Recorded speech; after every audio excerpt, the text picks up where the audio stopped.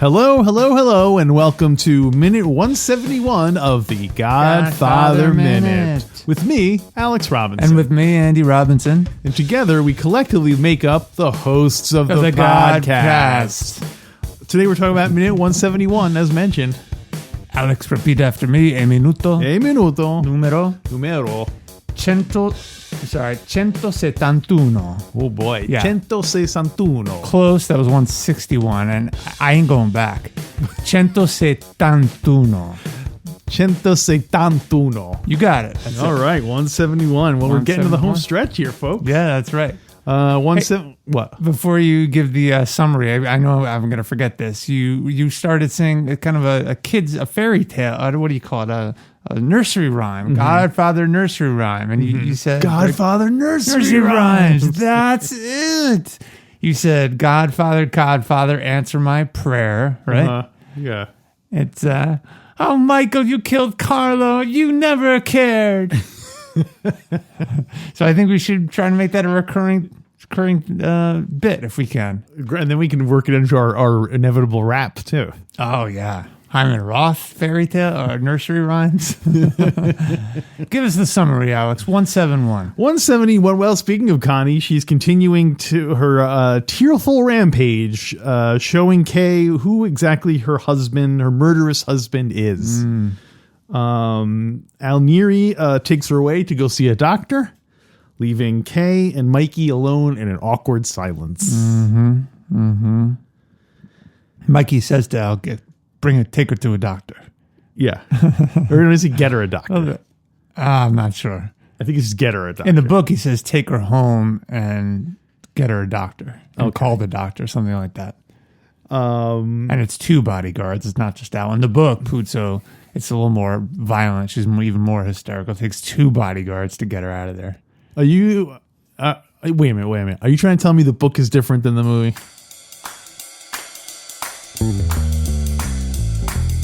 The book is different than the movie. The book is different than the movie. The book is different. The book is different. The book is different than the movie. Yeah. That's right, Alex. It almost always is. So what do you think? What do you got for this? Well, minute? so you guys said that line about about her getting her a doctor. Yeah. Is that just like a kind of fancy pants way of saying like that someone should sedate her? Oh, it's a politically correct way to say it, or just it's like a euphemism, just sort of like get her a doctor, meaning like do whatever it takes to shut her up, like have the doctor give her some hardcore drugs and sedate her. Yeah, I guess so. I mean, what else you is he see going to that do? in old movies, but Yeah. you don't really... I've never been in a situation where someone is freaking out and they say, get her a doctor. Right. You've never seen someone people hysterical. just comfort them. Yeah. You know? They don't actually call for medical support. And then again, I've never been in this kind of situation before. Do you think that they must have their own medical system, their own paramedics? Well, they must have like people that are friendly to them who won't ask questions about how someone got shot or something like that. They'll just be like kind of like, I don't want to know. Yeah, I think they probably do. Yeah. They have medical folks on staff. So that's probably it's probably like Dr. Zaza. Oh yeah. No, sorry, Dr. Taza. Yeah. He did such a good job on Mikey's jaw that Mikey had him come to America. That's right. Do you think the doctor that Alneri gets can speak English? Because I know Connie always prefers to have her personal doctor flown in who can speak English. Are you sure that's Hyman Roth? Oh, him too. He likes he doesn't trust doctors that can't speak English. I think we talk equally about GF2 as we do with GF1, don't we? Well, at this point, yeah, because we've talked about everything in GF1 already. Yeah. But when we do GF2, we're going to always be talking about what happened in GF1, so it'll balance out. Yeah, it'll balance out. So during her tirade, the actor Al Pacino keeps his eyes like looking at her. Yeah. But then when she says the part about you were the godfather to our baby, you cold-hearted bastard. Mm-hmm. Like that's the part where he averts his eyes. Does that mean like that's the part that bothers him? Is that what kind of the part that he's like, all right, Yeah. So, Yeah, I think so. And was he wrong? That's the part that reminds him most of Pop, wondering if Pop would have done the same. Right. Yeah. Because that was a real low move. In the book, Puzo, a Carlo move. Yeah, and in the book, Puzo, I think Connie says, "You stood." I'll have to look at it, but it says you stood Godfather to our son. To throw us off the trail. She accused something like that. She accuses him of doing it not as part of the plan, as part of the strategy to get Carlo to relax. Yeah. But in the movie, she doesn't say that. I wonder if that's true. So what do you think? Is that the only reason he did it? Well, I don't even know if he did it for that reason. Oh, so I'm saying, in the movie, do you think that's why he did it? Oh, yeah. To throw her off the trail? I mean, that aligns with Mikey's strategery, right? Uh-huh. He's a master, and that would support his goals. Mm-hmm. And maybe that's why he was resisting originally being Godfather. Remember, Kay asked him a bunch of times? Yeah. And he said, let me think about it. Mm-hmm. And maybe he didn't want to commit because he knew that this was coming at some point, and he knew how wrong that would be. Right. But then, as part of his transformation, he realized it was wrong, but it would also support his goals. So that's why he decided to do it. Yeah. Yeah, I think he did it. I think he did it for that reason. He's a cold-hearted bastard. He's a lot. I can't believe Connie complimented him like that in the scene. do you get that? Because she called him, she said, quote, "You lousy, cold-hearted bastard." Mm-hmm. So she's saying he's lousy at being a cold-hearted bastard. I thought she meant he was literally covered in lice. Oh, but he's lousy at it. Well, no, because that's what lousy means, is covered in lice. Like he's covered in louses. Oh, wow. And it's even worse because lice don't like cold-hearted and cold-blooded organisms. So that's how nasty he is. Because they feed off the cold blood. You louse-ridden. You louse-ridden. Who's louse-ridden? Louse-ridden? Lice-ridden. Oh, I'm not sure. Yeah. Did you ever have lice, Alex? No. Come on. I never did. You can tell me. I'll edit it out. I assume that if I had it, you would have had it too, since we grew up in the same house. I'm asking you because I think I had it at one point. When? Yeah. Like a month ago. Yeah. Well, then I'm really glad there's this prophylactic sheet protecting us from each other then in our recording sessions. Yeah, well, was it a coincidence, Alex? We were not allowed to be within 6 feet of each other right at the time when I get lice. Oh, that was no coincidence. Oh, no. That was not lice. That's Cheech's new job. He's a button man, but different. He's like a infectious disease button man. He goes and he infects enemies with lice. Lice Larry, they call him. Larry the Louse. They call him Typhoid Cheech. Typhoid Zaza. No, Zaza would, he'd be like whooping cough Zaza. Maybe it should be like that. The name would be like Zaza syndrome, or whatever, like where your ear falls off or something, or everyone. Oh. We should come up with medical ailments for each of the people. Like, yeah. Oh, she's got Kay Adams disease. Oh, what does that mean? That means all she can say is, "Oh, Michael." That's perfect. Godfather ailments. We'll do it. We'll have to think about that. Yeah. Oh, the Hyman cough. That's like now it's going to get like garbage pail kids territory. Well, the Hyman cough is you're dying from the same cough for 20 years, and you. And it can only be treated by English-speaking doctors from the mainland.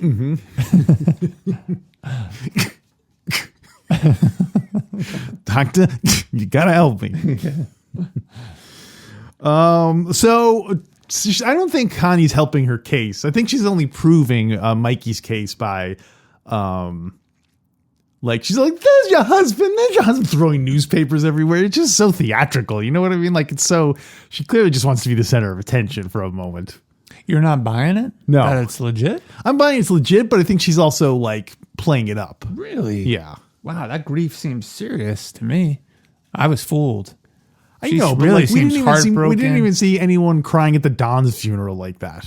Like, Mama should have been throwing herself onto Vito's casket. Maybe she was sedated at that time. Yeah. Dada had come by and given everyone sedatives. Maybe Connie had already seen the doctor. Maybe Michael's saying, hey, bring her to a doctor to adjust her meds. Because she's a little manic. I don't know. I bought it, Alex. Her husband is dead. She thinks her brother killed her husband falsely or under like unjustified because he had something to do with Santino. She doesn't believe that. Or her world is just completely falling Would apart. it change your mind if you knew that she had come in and did the same routine for every day for the past week? You made me show Carlo the tree and leave the room, and you waited for Papa and then to talk because you knew he wouldn't approve. Everything. I think it just proves that she is hysterical. Yeah. What do you think? Why is there any possibility that Mikey, when he said she's hysterical, he meant like funny? Like in the way that we use it, like that she's like that was an act she was an act she was putting on. She's playing this character. She's hysterical. She really commits to the bit too. So we got to work that into the name of this episode. What? She's just like, she's hysterical.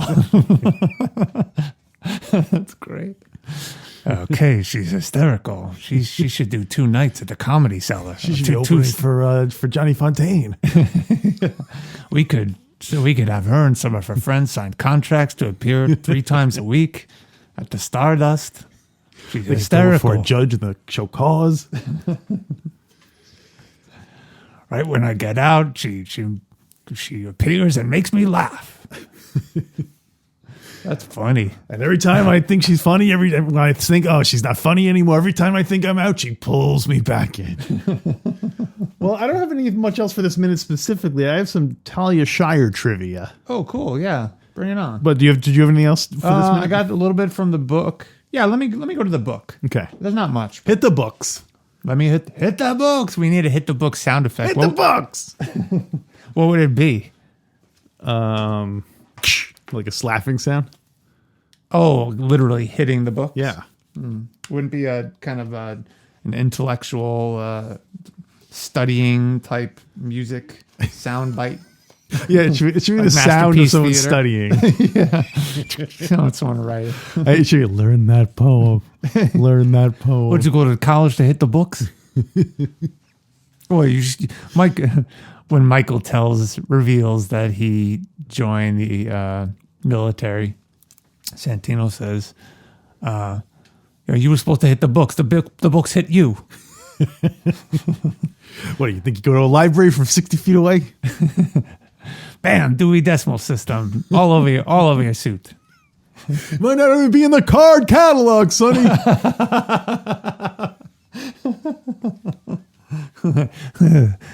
Card catalog.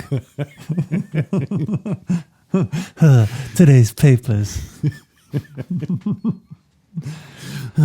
Microfiche. Yeah, bada boom, my microfiche. Yeah, we got a man working on microfiche. He tells us that Salazzo's guys is checking out at 7 p.m. tonight.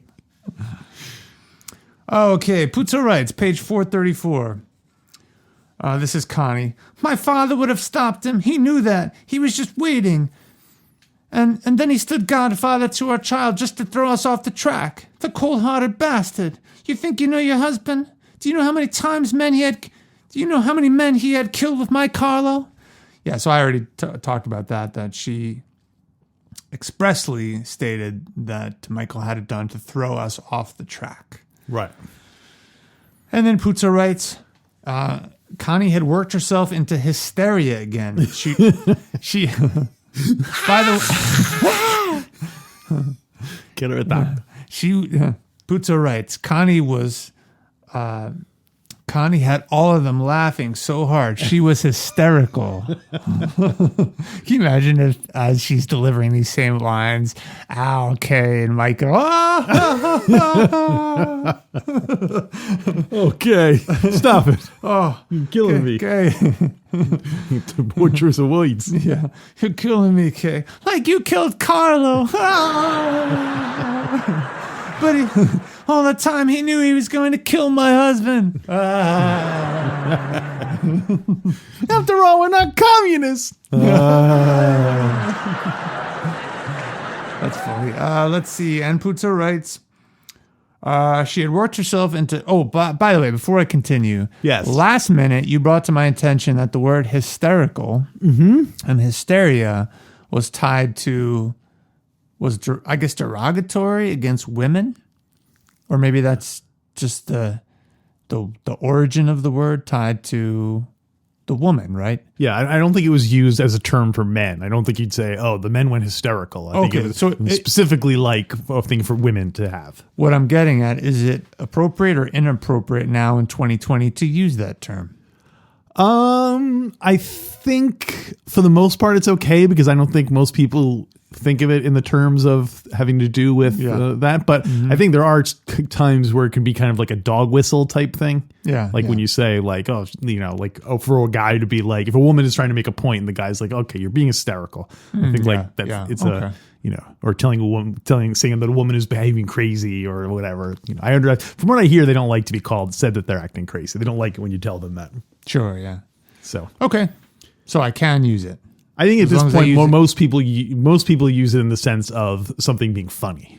Got it. Okay. So, all right. Thanks. Funny to the point where you are laughing so hard that you can't control yourself, and a doctor has to be called to sedate you. That's how funny it was. Because your husband was killed by your brother. Yes. Yeah. Okay. Only in that very, very unique context. What was in the newspapers that she was showing? It was all the people that died that Michael had killed. So is this like the next day after that? Or is this... I think it was, yeah. Wow. Yeah. Well, didn't they it does make you wonder, did Michael and Tom Hagen have stories planted about that to spin it in a way that simultaneously took the spotlight off of Michael Corleone because they didn't want law enforcement getting involved in his business, but at the same time, they also wanted their newspaper man to signal to other crime families that this is what you get when you screw with the Corleones, right? I guess so. They just had to be really careful about that public perception, right? It's all about optics. I don't think they would want people to think, oh, this is what happens when you mess with the Corleones. I mean, obviously he wants the gangsters to know that, but I don't think they already know that. I don't think putting it in the paper would, like, paper is a bigger audience than just the, you know. Yeah. So, are you sure they wouldn't put on the headlines? Extra, read all about it. Michael Corleone sends message to all other crime families. They have an interview with him. When she's throwing the papers around, though, I picture it being like that scene in Airplane where Kay looks at it and is like, oh, there's a sale at Penny's or something like, you know, something totally different. There's nothing to do with what's going on. Like, so yeah, is it like the front page saying, you know, I don't know. Crime boss is killed. Also, I thought they were in Las Vegas. So Connie had flown home. Right. When she heard that Carlo had been killed. So that to me raises questions about the timeline because it does. She goes out there. They kill him while she's out there. Yeah. Yeah.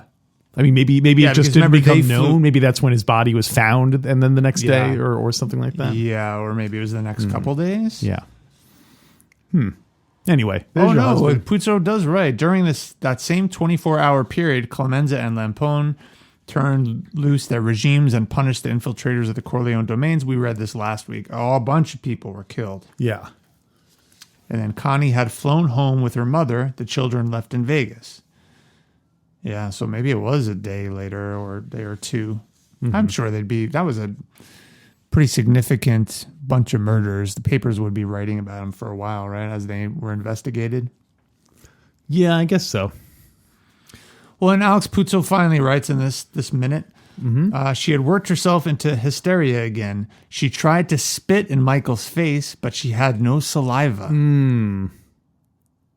Al, can you get us a drink? Thank you. Go. Yeah. Maybe that's why Michael has Al bring her to a doctor. Take her to the doctor. She's lacking saliva for initial dehydrated. carbohydrate digestion. Give her an IV. Well, that's all I have for the book. You said you had some info this is about the last Talia time Shire? this is the last time we see Connie in the movie.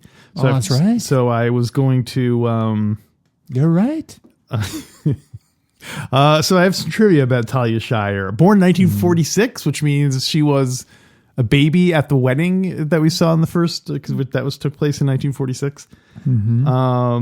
She is what roles do you think of for Talia Shire besides? Rocky's wife, Yes, Mrs. Rocky. Adrian. What was? Balboa. Adrian Balboa. I don't know what her maiden name was. Yeah. Boy, let me think about that. Well, of course, Connie Corleone and all three. Yeah. Anything else stand out? Gosh, not really. She has worked fairly consistently, but not in anything I've really seen. So I mean, she was in did a thing on a lot of TV shows and things like that. So she is related to some. Obviously, she's a sister of Francis Ford Coppola, and as many people know, she is the aunt of Nicolas Cage and the mother of star Jason Schwartzman. Okay. So there you go. So carrying on the tradition of I wonder if Jason Schwartzman's been in any, or Nicolas Cage have been in any Coppola pictures. Oh, Coppola, he was in Peggy Sue Got Married. Who was? Nicolas Cage. Okay. So there you go. That was a case of well, obviously we know Coppola likes hiring his relatives, so that's not exactly a surprise. But I know over in Fredo Corleone's Mickey Mouse nightclub, someone a few weeks ago posted a clip from a movie with Jason Schwartzman where he says some dialogue from The Godfather. well, that's funny. Yeah, I don't remember what it was. Maybe it was Could have been a contender.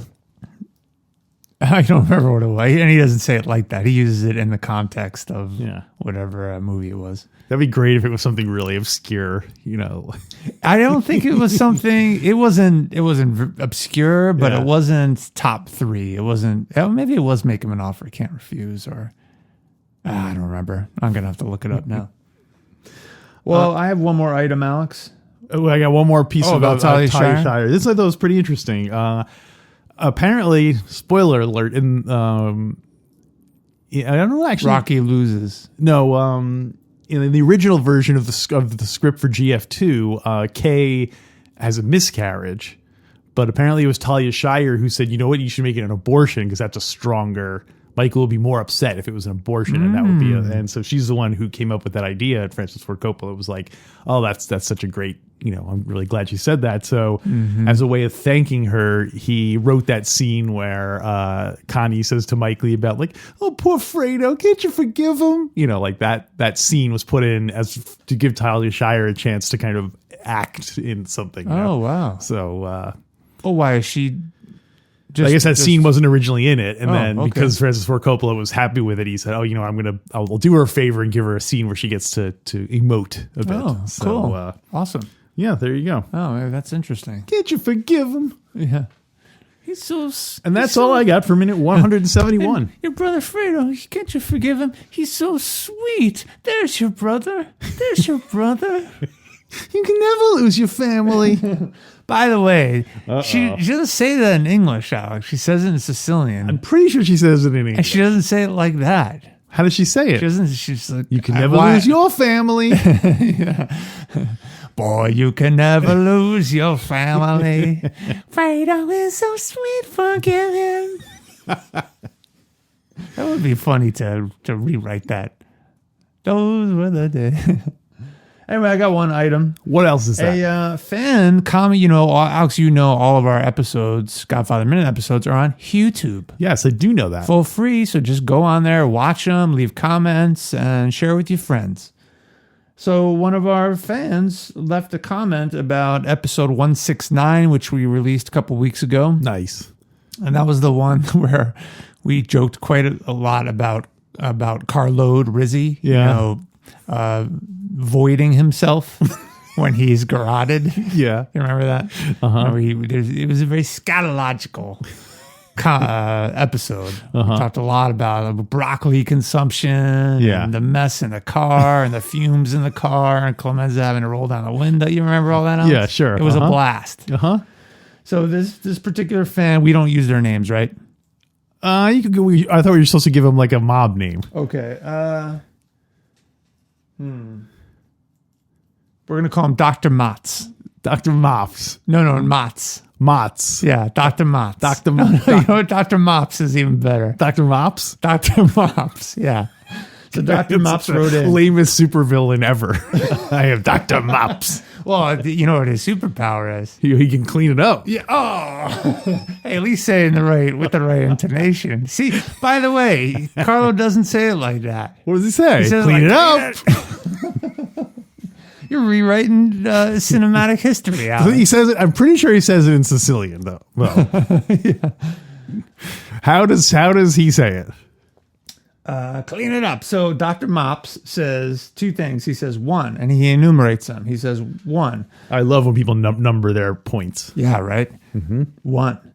Maybe your funniest episode. Wow. I listened while shopping for groceries and embarrassed myself in the produce aisle by laughing at all the broccoli talk. He was hysterical. They had to call a doctor. He voided himself in the produce aisle. Oh, no. That's why they call him Dr. Mopps. Mop, aisle, produce aisle. Dr. Mopps. Oh, and it was such a mess. They had to call Dr. Mopps. It wasn't enough to just call for a mop, right? Yeah. No nurse practitioner mops. We need a full-blown Dr. Mops. Dr. Mopology. I watched the movie Spectre, the James Bond movie. Oh, yeah. And which one was that? It's the most recent one that has come out as of this recording. And there's a scene where like all the bad guys are gathered around a table, and one of the bad guys kills another one of the bad guys at the table. And then they just leave him there. And the first thing I thought was like, oh my God, that room must stink. Because like when he killed the guy, he would have, voided his pants and everything. Then the meeting just went on. And I was like, oh my God. That's why they got to call him Dr. Mopps at that point. Think of that. Every time someone dies in a movie now, think of that. And it'll totally change your experience of the movie. Oh, stop. I don't want to think it's... In Star Wars, when we blew up the Death Star, all those stormtroopers. But all of the voidage was also destroyed. Yeah, vaporized. because it would have been burned up. So that's different from the Well, actually, lingering. at least the second one, it all fell down in orbit. It was, because it was orbiting Endor, and so after it blown up, all the void went down onto the Ewok planet. Yeah, but that's the kind of planet you want to compost in. Totally, right? It's all rainforest and stuff. So I guess we should rate this minute. Whoa. So Dr. Mopps has another item. Oh, Dr. okay, Mopps sorry. wrote number 2. You should number them so that I don't lose track. Number 2, Dr. Mopps writes, with all that said and all you've said about the author's style, I want to suggest his Garbage Pail Kid name as Mario Poopso. I like it. Mario Poopso. Thank you, Dr. Mopps. We appreciate the comments. That was a good one. We got a little mileage out of that. Thank you very much. Yeah. May you always laugh hysterically in the produce aisle. So enjoy. Let's rate it, Alex. All right.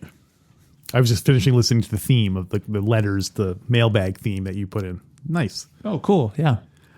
All right. I think I'm ready. Okay, I'm ready.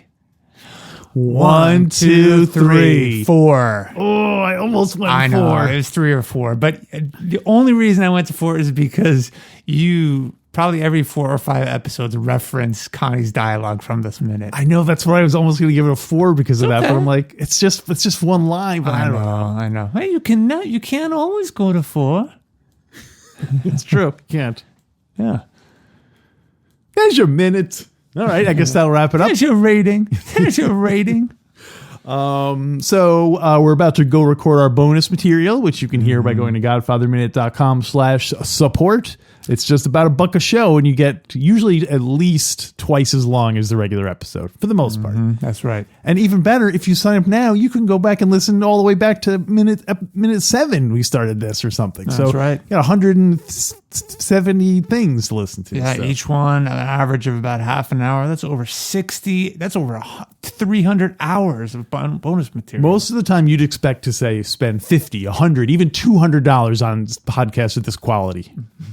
All we ask is $5 a month. We should make an infomercial for our bonus content. We should. That'd be really fun to do that and model it after those 2 a.m. oldies, CDs or single products. I think it would open. Alex, how much would you expect to pay for bonus material? Godfather Minute bonus material. $100? $200? $250? Well, you can get it all now for $300. We went over what you'd expect.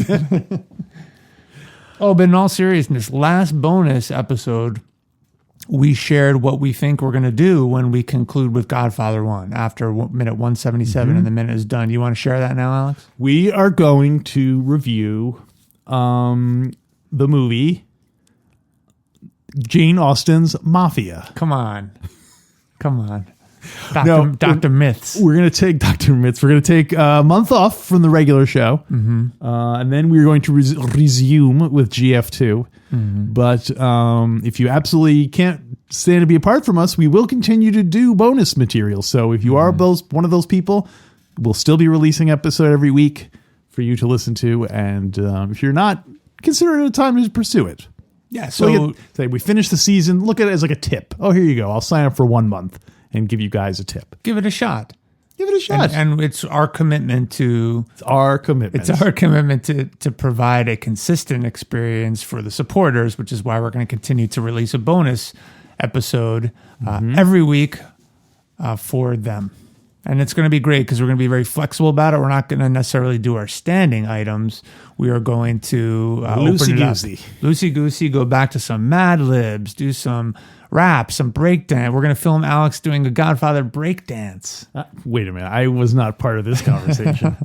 Also, I will have more information. Last week I talked about reading the book, The Godfather's Revenge. I am almost done with the book, but it is The Godfather Returns. The second one is called The Godfather's Revenge. Oh, okay. So got it. I'm almost done with it. Okay. It's a really interesting book because it, like I said, it takes place mostly between the movies and stuff that like happens in the movie, like Fredo's death is almost mentioned in like an offhand thing. Like, oh, and then when things really went bad, Mikey killed Fredo and this happened and it almost like put as like just one thing among many like things that were going on at the time. It was kind of interesting looking at it from that perspective. Like, wow. Yeah, that's different. Like there was one guy who there's this other Garachi, I think is his name, one of the other mafia guys, and he purposely puts Hyman Roth and Michael Corleone against each other. You know what I mean? So reading the book, you kind of see that it's like a different level to it that's so I don't know. It just kind of enhances the book a little bit. Yeah, cool. But some subtle differences. Cool. We'll have to talk about that. Yeah. But anyway, yes. So start making notes because when we hit GF2, we're going to hit it hard. Oh boy. All right. So thanks everyone. And until next time, there's your husband. There's your husband. Get her a doctor.